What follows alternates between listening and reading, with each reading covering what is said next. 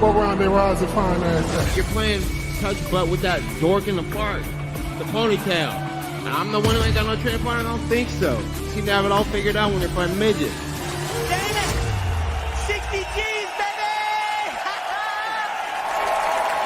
Dust of Shakedown begins right now.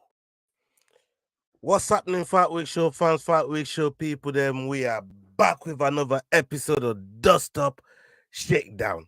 Boy, we have so much to talk about tonight. Salute to everybody that's joining us live right now. Everybody that's joining us on playback. If you're watching on playback, big up yourself. Thank you for pulling up. I'm riding solo tonight, at least for now. Anyways, but I just wanted to bring these conversations to you know what I mean. What's going on? What's been going on in the world of MMA? We've just seen the press conference between Anthony Joshua and Francis Ngannou, and I don't know what everybody's making of that press conference. I don't know who you think is going to win. We're definitely running the watch along on that on Friday night, straight after the prediction show. We're going to go straight from that, straight to the watch along. So make sure you're joining us here for that one. Big up everybody that's joining right now. Make sure you absolutely stamping on that like button. Make sure you're sharing the video. Make sure you're getting us out there.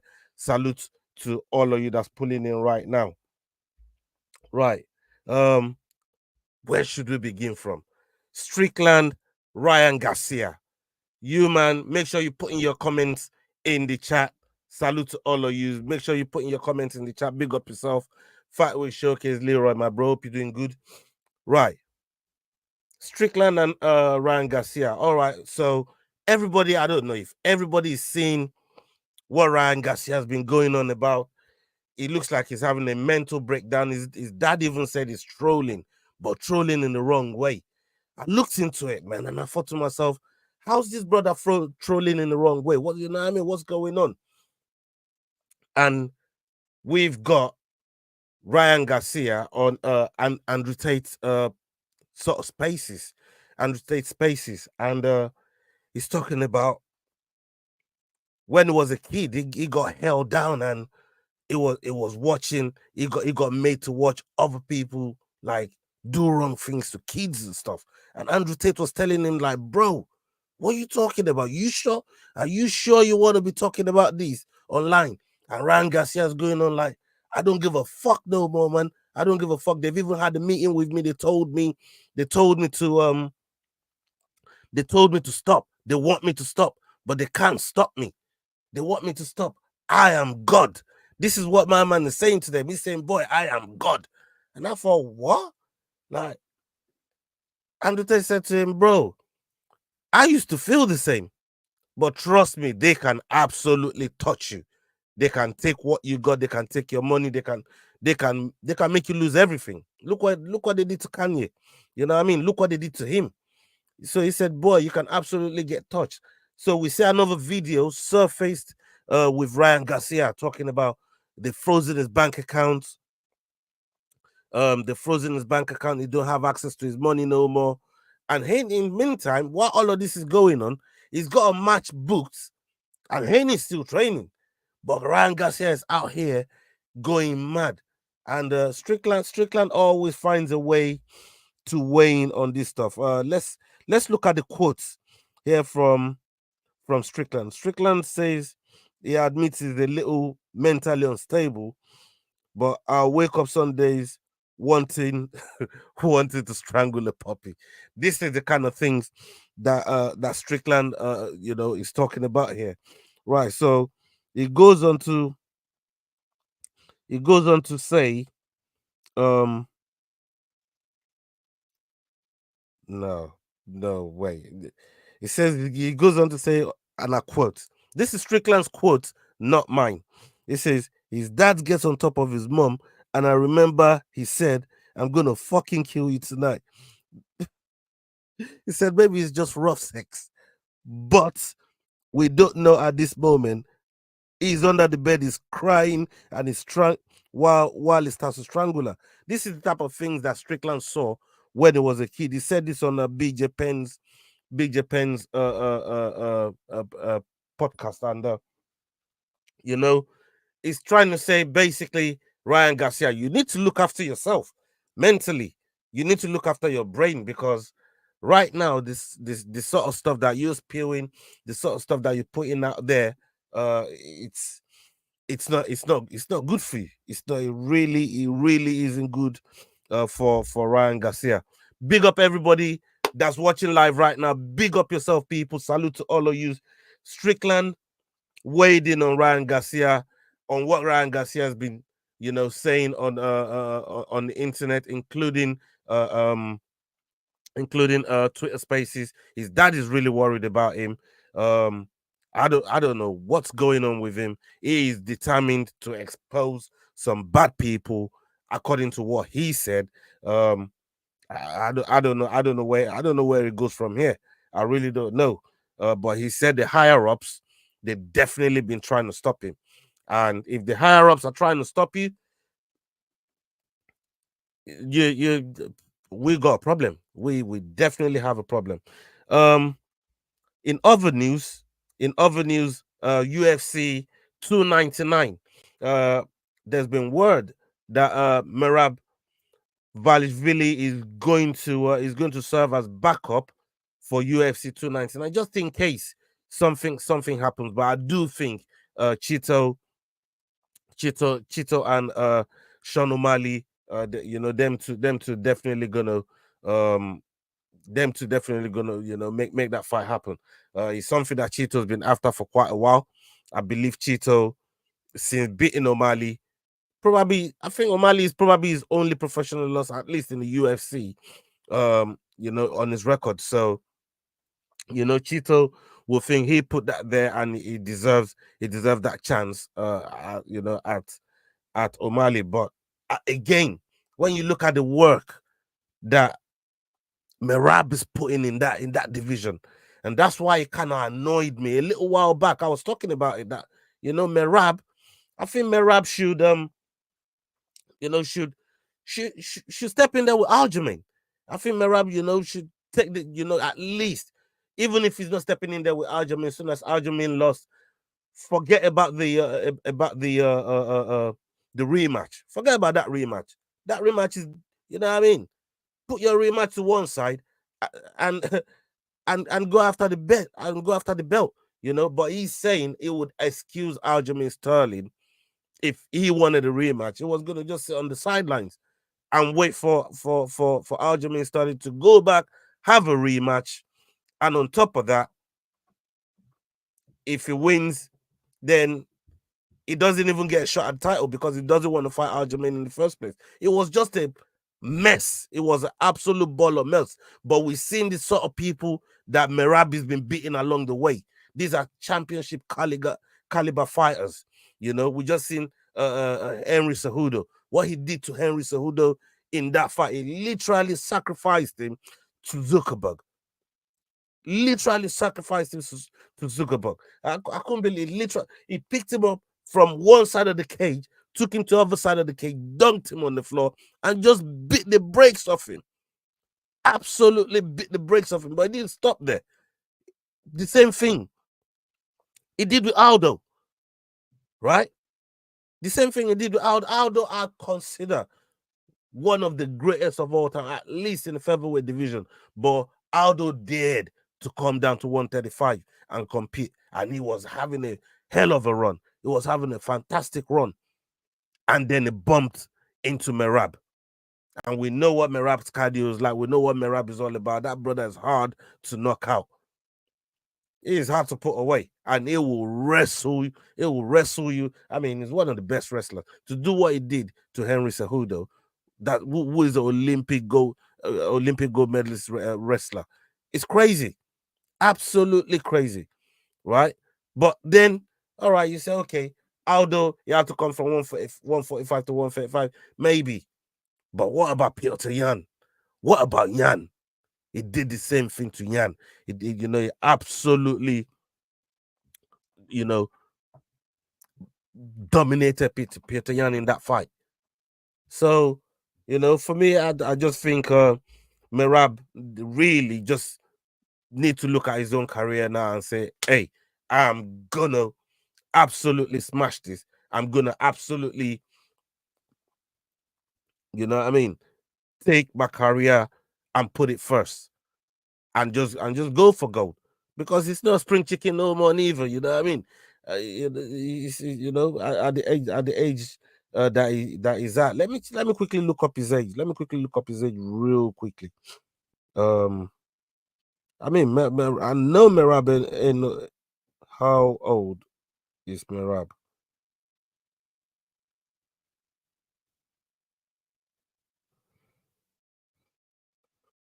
Okay. Yeah, Merab's 33, right? So, at 33 and you're just about to become the champion, like, it's crazy. It's crazy. So at this point, I think he definitely needs to put his career, at the forefront of everything, and really go for it. I just think it's crazy. It's crazy. Let's talk about Bobby Knuckles. Bobby Knuckles recently won his last fight, his last outing, and he's come out and explains how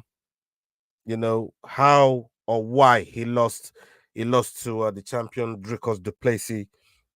And after that win, we know exactly what Robert Whittaker is about. We know he's a fantastic fighter. We know he's capable of great things in that middleweight division. And one of my favorite display of him was him being in there, absolutely being in there with Yoel Romero. And Yoel Romero, them two going 10 rounds, two separate fights. Robert Whittaker broke, in one of the fights, he broke his hand or his forearm. And in the other one, he broke his leg and still went 10 rounds and still won. That's the type of fighter that Whittaker is. But coming to fight to fight somebody like Dricos Duplessis, he said, it was just about getting the belt back. This is what Whittaker said to MMA Junkie. He says, the goal never changes, not for personal reasons anyway. The idea that Dricos has the belt, I can get two birds with this one stone, right? So, he's just been in there with Paulo Costa and beat Paulo Costa. I thought he beat him very, very handily. In the last bout at UFC 298. So, we've Paulo Costa now out of the way, because Paulo Costa was supposed to be fighting Hamza, right? But that fight didn't happen for whatever reason. I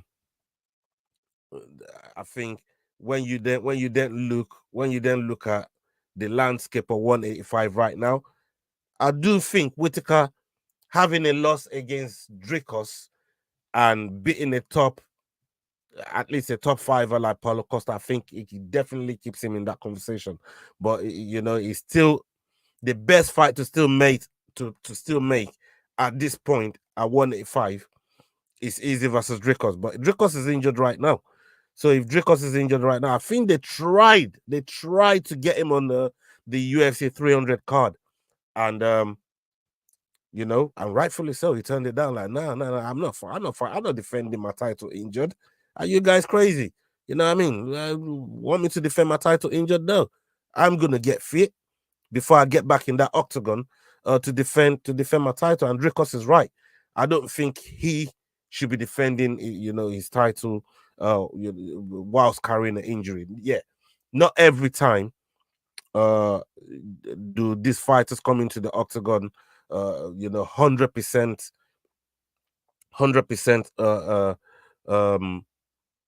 fit. They're always carrying a niggle here and there. We talk to all these fighters all the time. I talk to them all the time. It's wild. But there's still that element of, if you're carrying a big injury that you think is going to stop you from actually. This is not just any fight anymore. We're now talking about title defenses when it comes to Dricus Du Plessis. He's the middleweight king right now, and there's a lot at stake for him. So there's no reason not to be putting himself first, not to be putting the title first, and making sure that every single time he steps into the octagon to defend the title, he is as fit as possible. So but we'll see what's next for Robert Whittaker. I really hope with this win that he got against Paulo Costa, that would at least set him maybe second in line for Dricus Du Plessis, and they can probably market it well. Maybe even do it in Australia. Who knows? But I would like to see them to get back to it again. Definitely would like to see them to get back to it again. So let's get onto this topic here. We've been seeing Michael Venom Page is a new one that's really been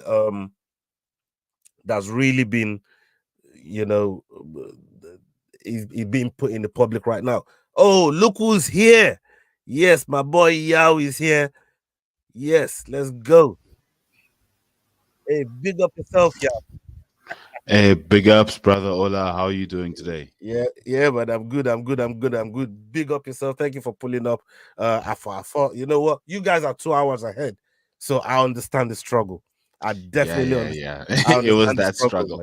I understand the struggle, man. I understand the struggle, and thank you for stopping by, man. I was just getting into the schematics of what's been going on in the combat world,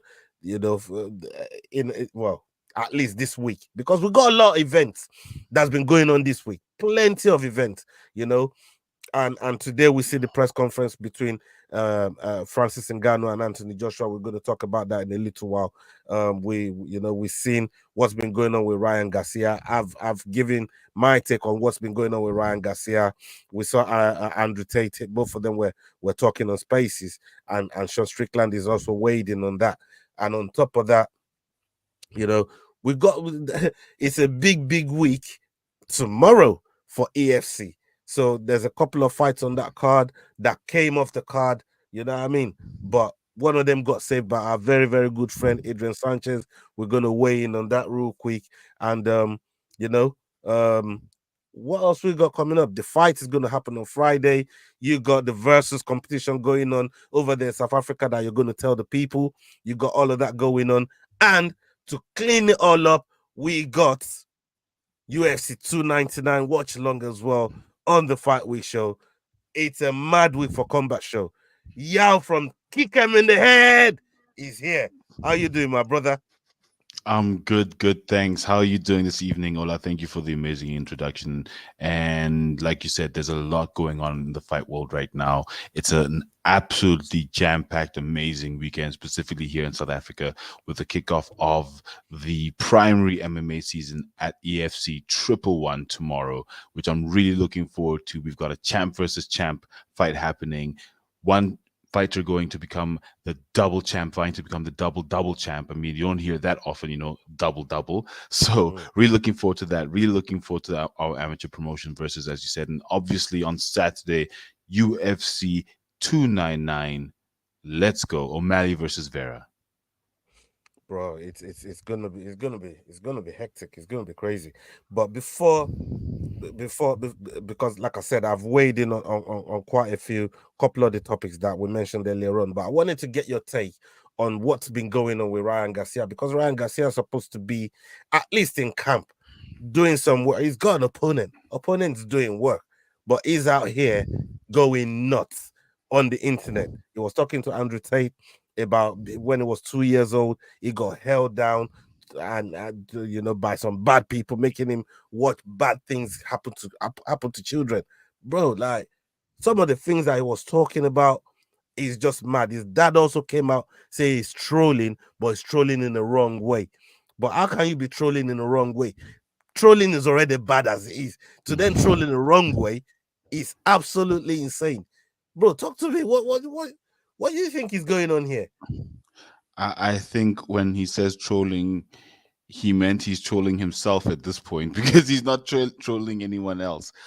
I really don't know what's going on with Ryan Garcia. It appears to be some sort of meltdown, and I use the word appears very specifically because sometimes, as you said, in the fight world, you're not really sure, is this part of the gimmick, is this part of the show, is this guy really going crazy? And I think it all kicked off about 2 weeks ago where he appeared at some event and he attacked Haney. And if I'm looking at how it's devolved over the past 2 weeks or so, I could see why you could say he's trolling something or trying to stay relevant, but it's becoming what we would call worrying. But yeah, let's see what happens with Ryan Garcia because we really don't know what's going on. It's been just crazy, crazy messages, one after the other, on all kinds of platforms from Ryan Garcia. Yeah. But yeah, what do you think is going on with him at this point with everything he's been saying? I'm telling you, man. He said, "Look, I am God. I'm untouchable." And Andrew Tate said to him, "Hey, dog, I used to feel like that. Then I ended up in prison. They took everything from me. You are untouchable." So that's when you know you are touchable, man. It's like, hey, bro, maybe you get off internet. Maybe you shouldn't be saying these things on the internet. And he says, absolutely want to expose all these people. So Ryan Garcia said, so Andrew Tate said, okay, all right, if that's the case, tell us who, where, why, where, tete. And he then pulled back and said, I'm not actually going to say all of that right now, but I got proof to destroy all these people on my phone right now. And I'm thinking to myself, oh my God, this guy is gonna get himself into trouble. Big up yourself, AFC. Always salute to you, my brother. Right? I think this can't be selling the fight. This is gone way too far. You know, when you start involving kids and stuff like that, it's gone too far to be selling the fight. So this is something else. This ain't trolling. Again, you know, it's gone past trolling now. It's gone past selling the fight.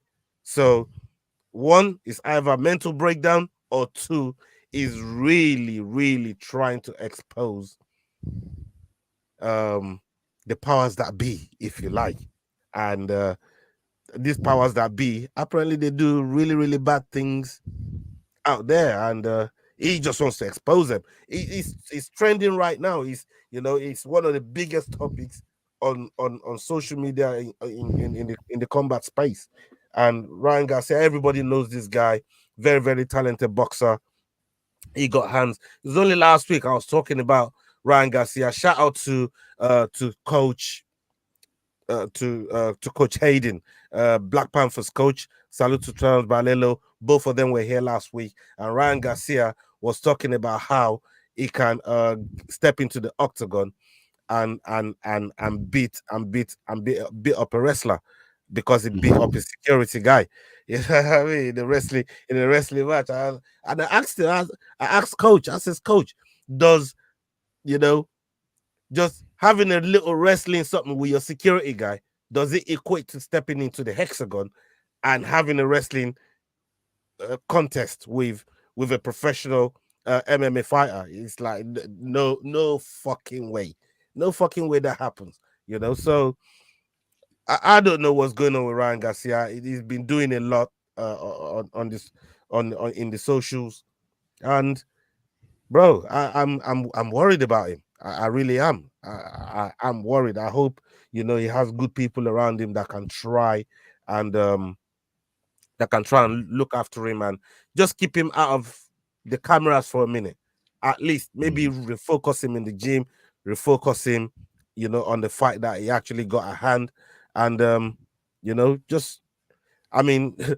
for us content creators, like, we're talking about it now. You know what I mean? But at the same time, for mental wellness and for his own sake. You know what I mean? I don't want him. I don't want him self-sabotaging himself like this. I don't know what you think. Yeah, I agree, especially with where you said he was starting to say that he could easily defeat an MMA guy with what, a half a camp, 2 or 3 weeks worth of training. With his skills, he'll beat an MMA guy.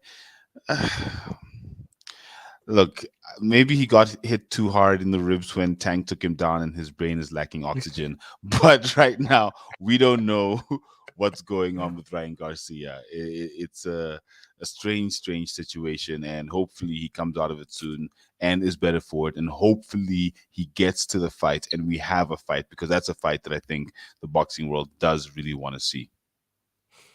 Talking about the fight that the boxing world want to see, we definitely have one that's cooking right now. It's absolutely cooking.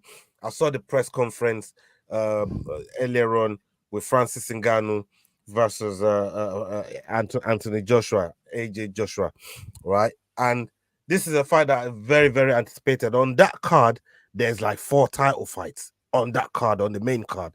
It's crazy. One of the top ones, the co-main event, Zhang versus Joyce. When you look at those two guys, to me, I don't, you know what I mean? When you look at Zhang, is a big guy, and he knows how to throw hands. What are you making of that matchup there between those two? And I know you might not have vast maybe knowledge about these two guys, but I'm sure you know 1 or 2 things about them and what you're thinking about the matchup, brother. I think one thing you said that's very interesting about this is the fact that there are 4 title fights on this card. That means that DAZN right now is putting on some great fights. They're really, really pushing to put on great fights. And that heavyweight fight is one of the fights that you look at and you say, look, I see Joshua versus Ngannou, but if we look at this fight, it becomes a very, very interesting prospect for people who love boxing, because both of these guys are skilled and both of these guys throw hands. So I think it's going to be a slugfest and someone's going to get put to sleep. So definitely, it's a good fight. Like I said, I'm not very familiar with them, but I look at their records and I've seen a little bit of tape on them, and yeah, it looks like it's going to be a very, very exciting fight. Yeah, man. Yeah, I said Joe earlier is Joseph Parker. My apologies, people. It's Parker. So on that card, we have Anthony Joshua versus Francis Ngannou. The co-main event is Zheli Zhang versus Joseph Parker. That's the co-main. Then Ray Vargas versus Nick Ball. That's another title fight. Then we got Israel Madrimov versus Magomed Kurbanov, which is another title fight. So many title fights on that card.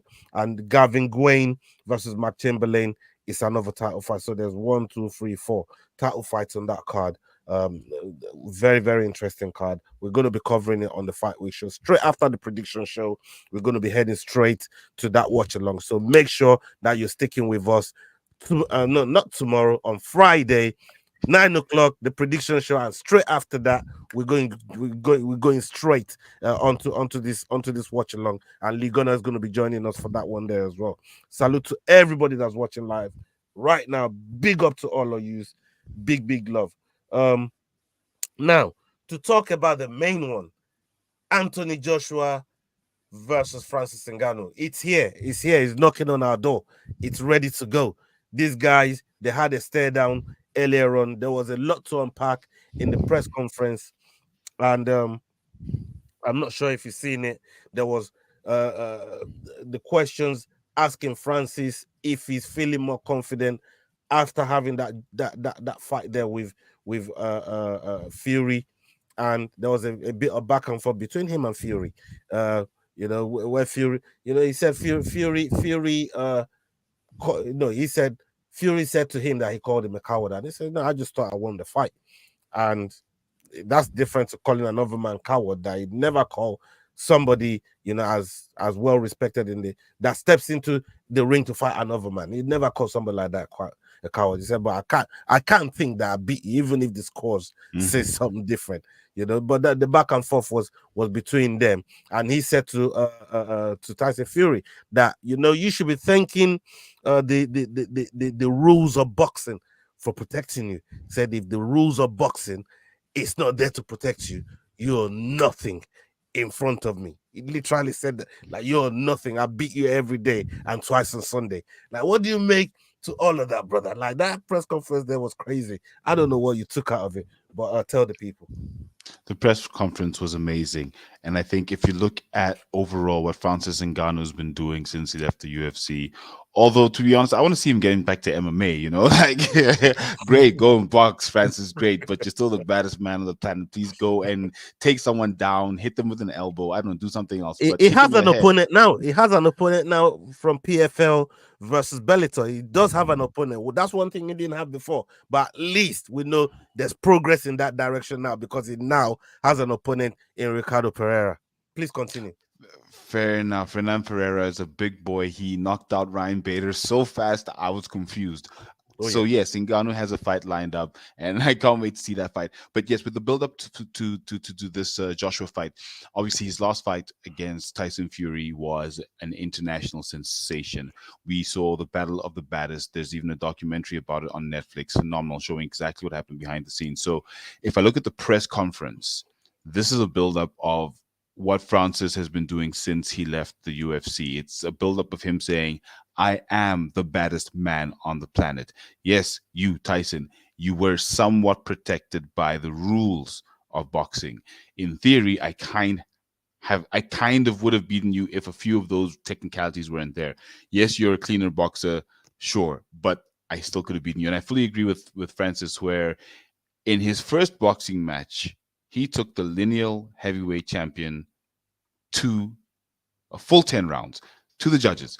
And I mean, that alone is a phenomenal achievement. So for him to say that, I think he has earned it by being someone who could, if put me against any boxer, even an amateur, in my first boxing match, I don't care what coaching I have, I'm not going to be able to do that. So I think he's sort of earned the right to be able to say what he is saying at that level because he has done it and in a phenomenal way. And I think with how his team has been moving, how adaptable his team is with Mike Tyson and Dewey Cooper, I think they will be adapting to Anthony Joshua's style, and playing these little mind games works perfectly for them. Tyson Fury does it perfectly. Anthony Joshua's good at it, but I think the way that they're doing it really adds the pressure on someone like Anthony Joshua, who knows now that he has to beat Francis Ngannou convincingly.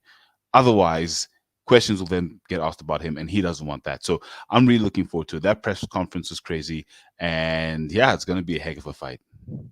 Oh, fantastic. And, talking about Dewey Cooper believes, and this is what they've been training for. And during the open workout, they did ask Francis. I said to him during the open workout, we saw you hitting that heavy bag a lot. Is there a clue in that heavy bag? The way he hitting that heavy bag, it looks like there's a lot of body shot combinations that was going on in there. When you look at it, and they were trying to see if there was any clues. Maybe he's gonna attack AJ's body to try and soften him up and try and use that way to get him out of there. But Francis cleverly said, I'm gonna be hitting anywhere there's an opening. I see opening, I'm lighting it up. I am lighting up any opening that I see. And that's one way to look at it from Francis's perspective. Now let's come to Anthony Joshua, who is a skilled boxer, Olympic boxer that knows every single inch of how to use that ring. He's obviously been in a couple of questionable fights with Andy Ruiz. Like nobody's thinking that this guy would even lose to somebody like a Ruiz. and some of the fights he's been in, even some of the ones that he's won, but not one convincingly, he's kind of got him, people questioning him. But over his last couple of fights, he's looked rejuvenated. But the one thing that AJ benefited from fighting Francis now is the fact that there's no element of surprise. They now can see what Francis can do in the ring. Talk to me about that from AJ's perspective. I agree completely. When Ngannou went in against Francis, against Tyson, not only was he the underdog, but also no one knew what he was really bringing to the table. We only knew he was bringing amazing power, and that had to be managed if you're his opponent. So now that we've seen exactly what Puncher's Ngannou chance has to everyone offer, was giving him. Puncher's chance. exactly. Everyone said maximum 4 rounds, but I see it in the first, second, or third. That's pretty much what everyone was saying. Spot on. So if we look at the fact that AJ now has gotten insight to the technique, it means that he has a better chance of actually dominating and beating Ngannou, unlike Tyson did. However, that's why earlier I said, right now Francis is working with a group, with a coaching team that's very adaptable. So they would then, at this point, adapt Francis's style to suit fighting Joshua. So maybe Joshua, knowing what Ngannou's bringing to the table, might be his downfall, simply because now he's got only one look. He knows one avenue that Ngannou could take, and Ngannou would have taken a certain avenue against Tyson, against Fury. So I think that it's both a benefit and a downfall in knowing what Ngannou is most likely bringing to the table. But I think if you watch too closely, you might get deceived if you're Anthony Joshua. So I wouldn't watch Ngannou too closely. I would go in there and do what I do best as one of the best heavyweights of my generation if I'm Anthony Joshua. 100%. I mean, with Fury in the mix, right? With Fury in the mix, I still think this fight means something, at least for Joshua, right? This fight means something for Joshua, because this is a fight that after Usyk could get him lined up for Fury, because he's tried to get this fight together. But again, you go and lose to somebody that Fury already beat. At least the records say Fury's already beat this guy. Where does that then leave Anthony Joshua? Where does Anthony Joshua goes from there? Because this is a big risk, especially if Francis finishes him the way we're thinking it could happen. Where does that leave Anthony Joshua in your eyes? It's a trick question, because I want Francis Ngannou to win, but I think, like you said, the Olympic boxer will shine. Yes, he's lost against the Andrew Ruizes of this world. As good as Usyk is, I see Usyk probably beating Joshua, but I'm not writing Francis off. I just think maybe the body shots will work, but Joshua might just edge it once again. The rules of boxing are the rules of boxing, and they do tend to favor the traditional boxer. So if Francis can somehow overcome the rules, I think he can do it, because I think that might be what holds him back. So with regards to Joshua, I think this calculated risk does one of two things. It either shows he is one of the best because he fraud checks Ngannou, if you will, as a boxer, or it's time to say goodbye to possibly being one of the greatest of his generation, like you said, because unfortunately, if he loses this one, that risk wasn't a calculated one. It ended up becoming a huge gamble, and he might have gambled away his career, honestly, in terms of potentially getting another undisputed title shot.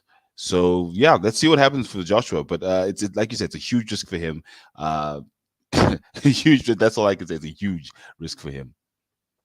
It's a big risk. Big up Luca AFC. Salute to you. Big up everybody that's watching us on Twitter. All of you that's watching us on YouTube. You're watching us on playback. Facebook. Thank you to all of you, man. Salute to all of you, man. I see all of you online. Big up yourself. Make sure you're sharing our video, and yeah, get our numbers up. Get our numbers up, people. Big up to everybody right now. Francis, all right. We just finished talking about Francis and AJ, right? I want to shift gears. I want to shift gears into let me see. EFC, right? EFC 111. We've got we've we've got a lot going on that card there. And before I go to the title fights on there, I want to really talk about our boy Adrian Sanchez and Tapiwa Katikati. That fight they just got put together. Tonda was the one that was meant to be fighting was the one that was meant to be fighting Tapiwa, but he pulled out. And Adrian Sanchez, the son of Thunder, stepped in. Big up to Adrian Sanchez, good friend of the show. How are you looking at this fight? Because it's taking it on short notice to at least somewhat save the card, because there was another fight that dropped off as well, but we'll get to that in a moment. But for this one, these are fighters that are, we're acquainted with both of them. I know both camps, I know both people, I know their trainers, their coaches, all that stuff. So, how are you looking at this fight from your perspective, without throwing anybody on that? I don't want to really put you in a sticky situation. Kick him in the head. That's Kick all I him can in the say head. That's all I can say about this fight. These boys love going for the head. They love headshots. I saw Tapiwa today. I was at the weigh-ins for EFC 111. I'm absolutely looking forward to it. Shout out to the guys at EFC. Shout out to all the fighters on the card. And I must say this, big thank you to all the fighters at EFC. So today I was there and I didn't realize that I had lost my mojo and my MMA essence with the EFC having been away since last December. And being there at the PI today just really got my MMA spirit back. So thank you. Shout out to all the fighters for, giving joy to people who watch them do what they do. And as we always say, thank you to the fighters for putting their bodies on the line for our entertainment. It really does bring joy to a lot of people. So shout out to them. But this fight, these guys are going to go toe to toe, bang for bang. They are going to go mad on the floor. There's going to be takedowns, takedown defenses, head kicks, punches, jabs. I don't even know. This fight is just going to be crazy. I'm really looking forward to this fight because both of these guys, not only are they skilled, but they're also both very, very hungry. They are looking to hopefully get a title shot in the near future. And yeah, I'm just really looking forward to seeing how they both perform. But skilled violence, that's what I'm looking forward to. Katikati's got a tank on him and he's got insane power. Sanchez out of Cape Town, as we know, he is skilled. We speak with Rayo all the time, and I'm looking forward to seeing how he does against Katikati with the power. But this is going to be potential for fight of the night. Definitely fight of the night. Yeah, 100%. I am very, very, very interested in in seeing that fight. From when I knew that Adrian took the fight there, I thought to myself, okay, this is where we really need to look at these two guys. And yeah, please, you want to and say the something? one other thing is we love short notice fighters, because for me, my thing is always, if you take a fight on short notice, you're going to end up like Volkanovski. You're going to get struck by the curse. You're going to get kicked in the head and lose all your mojo like he did against Makhachev if you're taking short notice fights. But we've got Terrence, the Black Panther Balelo, as you said, who defeated that entire short notice curse by taking a fight on 10 hours and claiming the interim bantamweight championship. So Adrian Sanchez, I think he might do something similar. Being a big balls man to take on a short notice fight for me is always... that's when you know someone's a true fighter. You were saying all that. Yeah. Let me just quickly answer this question here. What time is the Joshua fight? I thought it was Saturday. No, it's Friday. They moved it because of Formula One that's going to be happening on Saturday. And the Saudis, they're big Formula One fans. And yeah, those guys are so rich. They want to be out there. So they need they need something more to spend their money on, and the Formula One is in Bahrain, and those guys want to get there, so they moved that fight to Saturday. So that's the reason why it's on Saturday. Saturday 11 o'clock, I think, is ring walk for the main event between Francis and AJ. But I think depending on finishes, how quick the fight goes. We've been there before where they brought an artist and they gave us a whole halftime Super Bowl sort of thing that was going on. You know, when we watched the Francis versus Fury fight, it was kind of like that. We got like a halftime Super Bowl sort of thing. So yeah, for me, it's going to be a good one. Now EFC,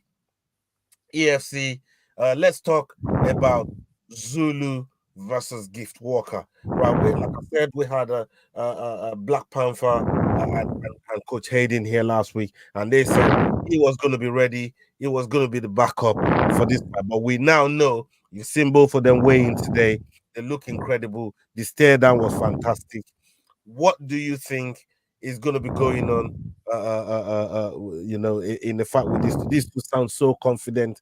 They want each other's belts, and they're coming for the finish. They're coming for the finish. But how do you see these two fighters really putting it together? I think this fight is a fight that the EFC needed just to showcase the talent that they currently have on their books. So we've got Nkazumulo, King Shaka Zulu, vying to become something that you, and I wouldn't say rarely hear, something you almost never hear. He's vying to become a double champ. This would be the second time in his career that he'd be a double champ. So for what he's looking for legendary African MMA fighter status. So for him, the stakes are high, very, very high. He gets the double championship. He is most likely going to a contender series or UFC. Definitely he's going international. So for him, this fight is for all the marbles. Absolutely love it. We've got then Gift Walker, the current champion, who is an absolute savage. I saw Gift today and I said to Gift, I said, listen, before the last fight, before your championship win against Terrence, for me, I thought the weight cut was hard for you, so you might not have been able to do it because of the weight cut, because weight cuts can be very tough. And a fighter who can handle their weight cut well is a good fighter. And I said to him, I'm so impressed by the amount of energy and skill you maintain through what seems to be very, very tough weight cuts. So for me, if I'm looking at Gift, he is an absolute savage. He knows how to do what he needs to do.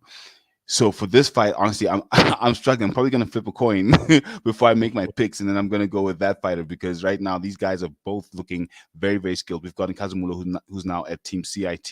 Yes, Team CIT, the one and only CIT that is currently the home of Dricus, still knocks Duplessis, the middleweight champion of the UFC. So the amount of pedigree, the amount of history, the amount of skill in this fight is a real showcase for the EFC. So wow. Yes, let's go champ versus champ.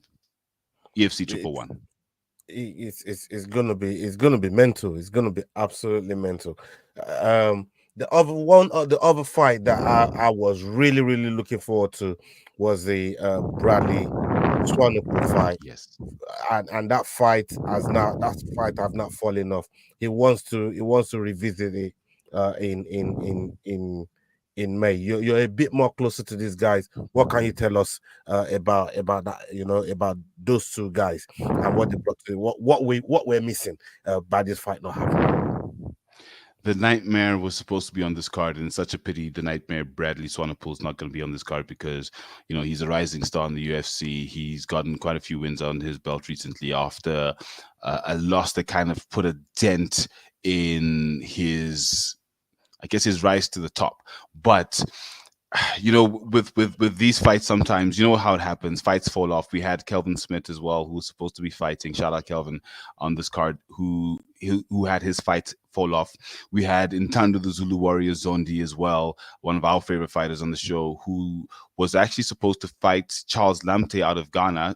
Big up, shout out Charles, but unfortunately he also didn't end up fighting on this card. So I think this card, one of the cards where at the beginning of the year, a little bit of flux. There've been quite a few changes from what they've announced at the beginning of the announcement season. Sorry, right there. Let me just address the rats that's just infested the chat.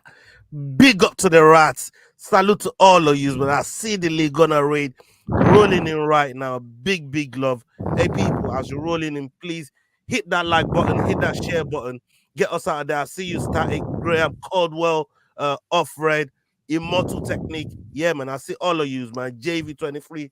Big love, man. Salute to all of you, man. Make sure you hit that like button for me. Make sure you're subscribing if you're new. And we already been talking about Anthony Joshua versus Francis Ngannou. Put in the chat who you think is gonna win. Let us know who you think is gonna win, how you think they're gonna win. Let us know who you think is gonna win. And make sure you're joining us on Friday as well for the watch along for that fight. Make sure you're joining us on Friday. Me and Lee, we're gonna be on the show together doing the watch along for this fight. Big love to all of you. Like you were saying, please. Absolutely. Thank you so much for the rats. I love it when you say the rats. It kills me every time. So yeah, shout out to all the guys on the card who actually are able to fight. But with all the cancellations, it's tricky to really say, why it's fallen off. Because I know when we spoke to Brad earlier this year in Jan, he wasn't supposed to be on this card. I think he was supposed to be on the next card in April. So maybe that fight just didn't happen for whatever reasons, contractual. Unfortunately, I don't know the details. We will speak to Bradley soon. But it's one of those fights that, we wanted to see Brad get off to a good start this year. The nightmare is back. But I guess he'll be back a bit later on, probably in April. But yeah, it's still an amazing card that the matchmakers at the EFC have managed to put together. Ashley Calvert-Lewin, Graham Cartmel, phenomenal. They're looking to definitely take the EFC this year outside of what is the equivalent of the Las Vegas PI, where it's kind of small and not really much happens. So this year they're going out. They're going to go to different venues. We're going to travel. So this year's about to be absolutely phenomenal.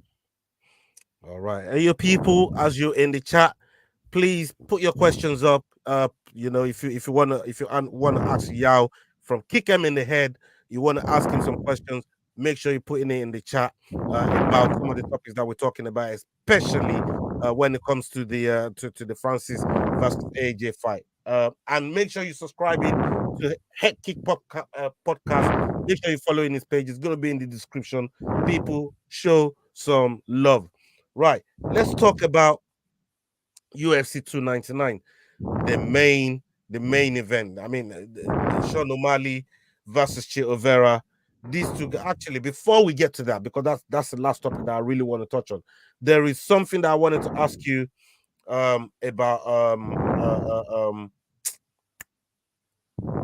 the versus competition. What can you tell us about that? Versus 8 is happening this coming Saturday. Now, Versus 8 is a local South African promotion, still an amateur promotion for now, but they're looking to be the second and the biggest, well, I guess the second and the second biggest professional promotion, MMA promotion in South Africa. So they're having their 8th event this coming Saturday, and it's absolutely chock-a-block with fantastic amateur fights. Now, these guys that are in Versus as an amateur promotion, these are the guys that then get taken from there into promotions like the EFC and onto the international stage. So it's phenomenal to see these amateur guys. It's amazing to see these amateur guys plying their trade and working their craft. So that's what's happening this coming Saturday, Versus 8. For anyone who's listening, who's around the Johannesburg, Pretoria area in South Africa, definitely come through Heartfelt Arena in Pretoria, Versus 8. Okay. What about the UFC card, like our UFC 299 card, like I was saying earlier on, Chito versus Sean O'Malley? These two, they've tangled before. Probably the only loss. I would say that's the only UFC loss on Sean O'Malley's record that got put there by Chito Vera. Now we've seen these two about to go and throw down for the title. Gonna be Sean O'Malley's like real first defense, and they've put Merab as the backup. What do you think to all that scenario? Kick him in the head once again. Now, That's for Chito Vera, because we know what Chito Vera has done with his legs to people's heads. Now, I'm a big Sean O'Malley fan because I didn't think he was going to beat Aljo. I thought Aljo was going to backpack him and get him out of there, as Aljo says. But he check hooked Aljo, took him down, smashed him up. Lots of respect. He's got his ridiculous training regime that we've all seen on social media, which includes a bong and pink shorts. We'll be looking out for those pink shorts when he fights. But I think I want to go with Chito on this one simply because Chito has the history. Look, it's tough to call, especially because Sean is so unpredictable. But Chito is one of those fighters where he can take you down and he will fight you. He will mess you up. He will choke you out if he has to. I think O'Malley has the versatility, but I think Chito's just got this extra hunger in him right now. And it would suck to see O'Malley as a one and done champion. I want him to have a long reign, but whew, Chito's hungry. And the odds are saying O'Malley takes it, but whew, actually the odds are saying that Chito takes it. But yeah, it's going to be a very, very tight fight. Very, very close fight. Yeah, look, I agree. Chito's very hungry. Now, this comment here says, Alfred, big up yourself, Alfred. This says, kind of get excited about modern boxing. In my day was Ali, Bogner, Joe Louis, Frank, Bruno, Holyfield, Eubank. I mean, you're calling some big names there. And that was a good era as well. I mean, I love that era too. But, this today, it's like saying, I can't get with modern football. Like back in the day, there was no VAR. We knew what offside was. We knew what penalty was. We knew, what I mean? We knew a lot of rules in football. Now we don't know what the fuck's going on. Neither does the guy in the truck that got all the technology to figure it out. You know what I mean? So, yeah, that's just modern day sports for you, my old friend. That's where we are in modern day football. You just gotta embrace it. Don't fight it. Embrace it, brother. Embrace it. And for that fight there, Chito versus O'Malley. So were you leaning? What did you end up leaning towards? Did you say Chito? You picking Chito to win? I know you're saying you hate for O'Malley to be one and done. That's because you're thinking there's a very good chance that could happen. I'm going Chito. I'm leaning Chito. Those two head kicks. Kick him in the head. Kick him there. It's that simple. Kick him in the head. He hit the bantamweight goat, Dominic Cruz with one. He almost cracked open Frankie Edgar's face with one of the first old man head kicks and that's my favorite. Don't remind me of that one. Fuck hell. That front kick is my favorite head kick. So I have to go with Chito Vera on this one for the head kicks, because of the head kicks. O'Malley, let's see if you can do it. Yeah, I'd be happy, definitely, but I'm going Chito. Yeah, it's hard not to go Chito because I think he's got way more tools in the box to beat O'Malley. O'Malley has this one way to beat Chito, but the thing is, these motherfuckers always want to get drawn in and play O'Malley's game. They do it all the time. Aljamain Sterling had every tool in the box to beat O'Malley, but he wanted to stand and bang with him. Like, why? Why even take the risk? So and I know somebody like Merab ain't even gonna go in there and do all that bullshit if he gets in there. He's just grabbing him and just mauling him. I hope that's what Chito does, because he definitely has he has that tool in the box. He definitely can do it. It's hard not to look. I'm gonna stick with Sean O'Malley. I think he wants a revenge for that loss that he thinks didn't happen, and is the only fighter, one of the only fighters that I've seen say that lost the fight and say, no, I'm not counting that loss. Fuck that loss. You know what I mean? So we'll see. I think for me,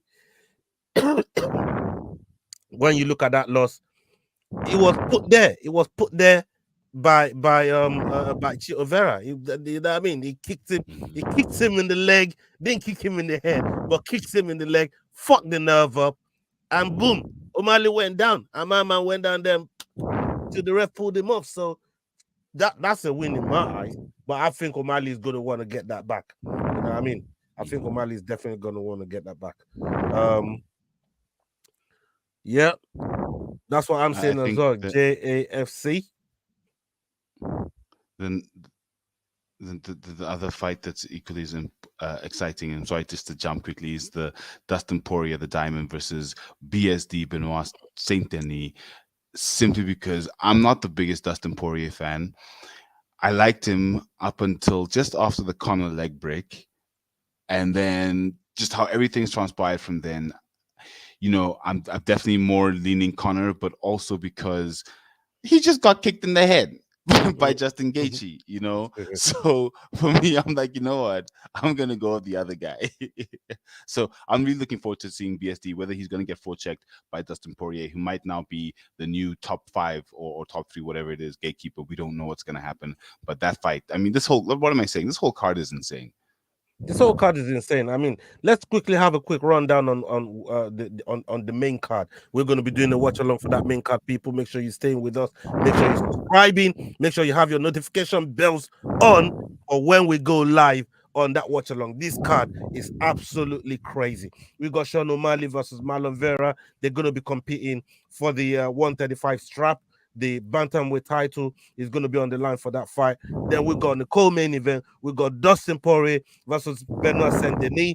Then on top of that, we got Kevin Holland versus Michael Venom Page. He's going to be MVP. making his debut on that one. Michael Venom Page is going to be on the card. Then on top of that, we got Gilbert Burns versus Jack Della Maddalena. That's another one. Crazy fight that we're going to be seeing on that card. It's going to be mental. And to open the card, this is just absolutely crazy. To open this card, Piotr Yan versus Song Yadong.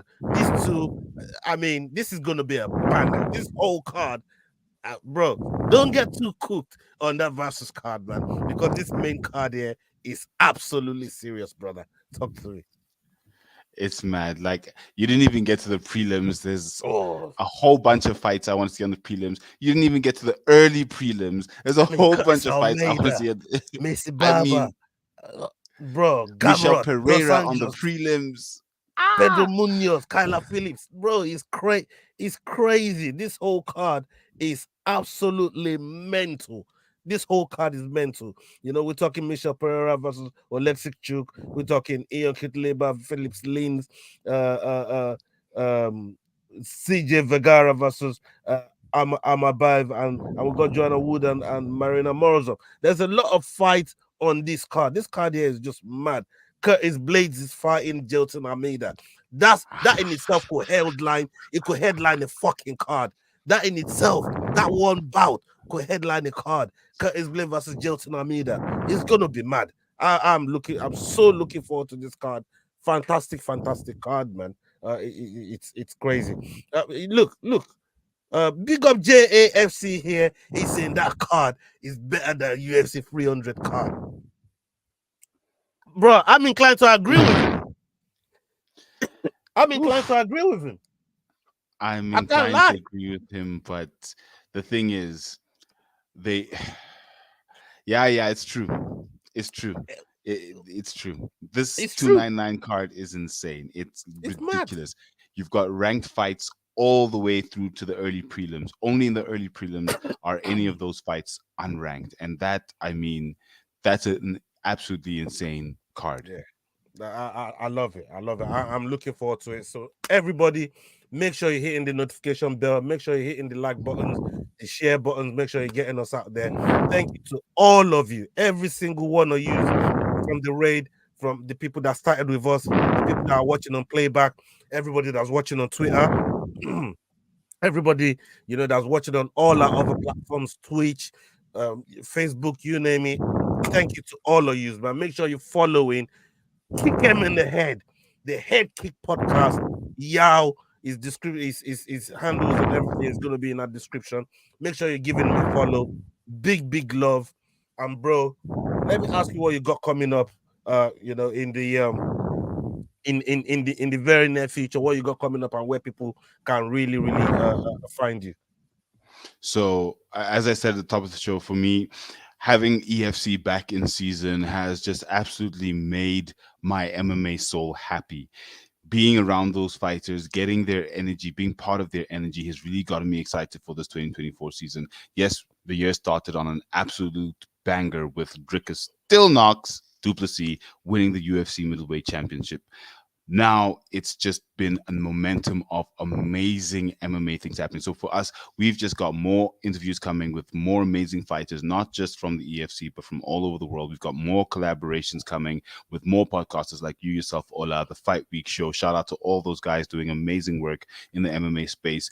On Twitter, we are going hard. MMA Twitter, shout out to the MMA Twitter community. It's really live out there. If you really want to be on the pulse of what's happening on in MMA, MMA Twitter is the place, at HeadKickPod. Follow us there. And we're going to be looking at amateur promotions as well, looking at upcoming fighters who are doing amazing things. Shout out Ntana the Zulu Warrior, Zondi. Yeah, look, it's just going to be just MMA from very specifically the South African and African context and everything that's happening with regards to MMA here on the continent. So definitely listen, like, subscribe, comment at HeadKickPod on all platforms. You heard the man right there, man. And if that's not enough reason to show him love, he's also an Arsenal fan. Yeah. Yes. He's also Goon good. Squad. So come on, go show him all the love. Go subscribe to his page. Go show him some love, man. You know what I mean? And you could do with your support the same way that you showed the support over here on the on the Fight Week show. Thank you to everybody that's joined us tonight. Salute to all of yous. And up until the next video, make sure you're looking out for it. Hasta la vista, people. We're out. Salute. And until next time, everyone, don't forget to kick him in the head. Let's go. Kick him in the head. The Fight Week Show. Hey guys, this is John Anik from the UFC. You're watching